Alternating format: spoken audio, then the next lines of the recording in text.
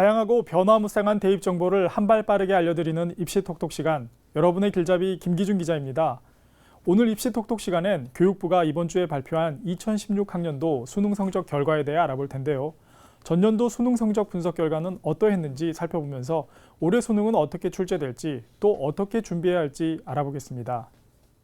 교육부와 한국교육과정평가원이 지난 23일 응시생의 성별, 재수와 재학 여부, 학교 유형, 지역 배경에 따른 국어, 영어, 수학 영역 분석 결과를 담은 2016학년도 수능 성적 분석 결과를 발표했습니다. 먼저 응시생의 성별에 따른 수능 성적을 보면서 설명드리겠습니다. 2016학년도 수능 응시자는 58만 5,332명이었는데요. 성별로 보면 남학생이 29만 9,775명, 여학생이 28만 5,557명이었습니다. 여학생은 수학 B를 제외한 나머지 4개 영역에서 남학생에 비해 표준 점수 평균이 높았는데요. 최근 10년간 남학생이 여학생보다 평균 점수에서 우위를 보인 적이 단 한 번도 없었습니다. 1, 2등급 비율로 비교하면 국어 A와 수학 B에서는 남학생이 높았지만 국어 B, 수학 A, 영어에서는 여학생이 높았는데요. 다만 상위 50%만 놓고 보면 남학생이 근소한 차이로 앞선 적이 많습니다. 이는 상위권에서는 남학생이 오히려 여학생을 앞섰다는 것을 의미하는데요. 결국 남학생들의 경우 수능 점수 격차가 크며 하위권에 다소 많은 학생이 몰려있다고 해석할 수 있습니다.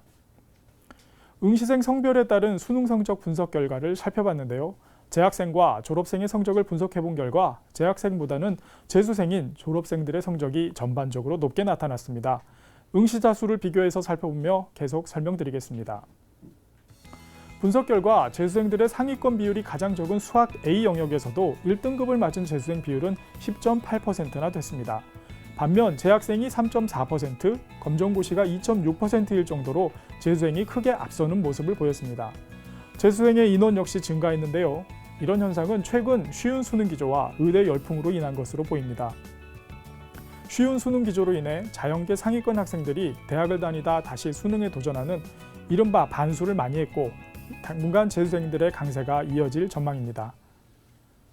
다만 상위권 대학들이 학종시대라 불릴 만큼 내년도 입시에서 학생부 종합전형 비중을 크게 확대하며 수시 모집 비율을 늘리고 있고요. 고려대가 논술 전형을 폐지하는 등 재수생들이 강세를 보이는 정시와 논술이 축소되고 있어 이런 현상이 언제까지 이어질지는 미지수입니다. 그렇다면 올해 수능을 준비하는 수험생들은 어떻게 해야 할까요? 서울교육청이 밝힌 2017학년도 수능 출제 경향을 한번 살펴보겠습니다.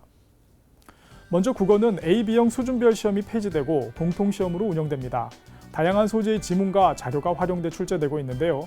수능과 EBS 교재 연계율은 70%지만 지문의 직접 연계가 아니라 다양한 방식으로 연계 출제가 되고 있어 체감 난이도가 높아지고 수험생들이 다소 어렵게 느낄 수도 있습니다. 수학의 경우 A형이 나형으로 바뀌면서 전년도와 같이 기초적인 수준의 문항들이 다수 출제돼 하위권 학생들이 포기하지 않도록 배려한다고 하는데요. B형 역시 가형으로 바뀌고 고등학교에서 배운 수학의 개념과 원리를 적용해 문제를 이해하고 해결하는 능력을 측정할 수 있는 문항 위주로 출제됩니다. 영어는 2017학년도에도 수능과 EBS 연계율 70%가 계속 유지되기 때문에 여전히 EBS 교재에 대한 학습의 중요성은 매우 높습니다.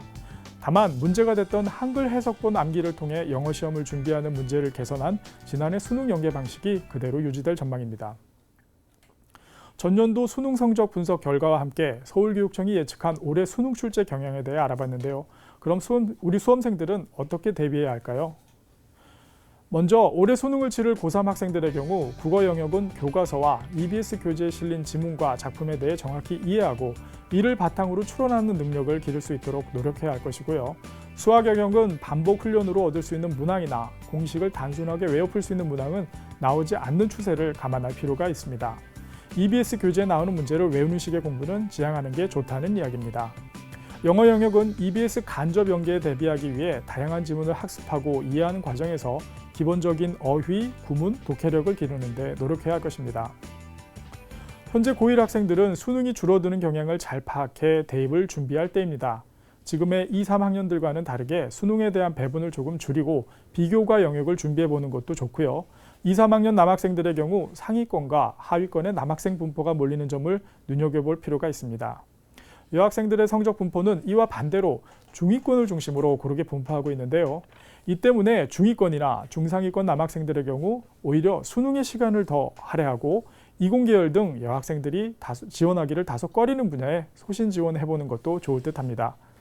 2교시 입시 톡톡, 오늘은 교육부의 2016학년도 수능 분석 결과와 함께 수능을 어떻게 대비해야 하는지 자세히 알아봤습니다. 지금까지 김 기자의 입시 톡톡이었습니다. 잠시 전하는 말씀 듣고 오겠습니다.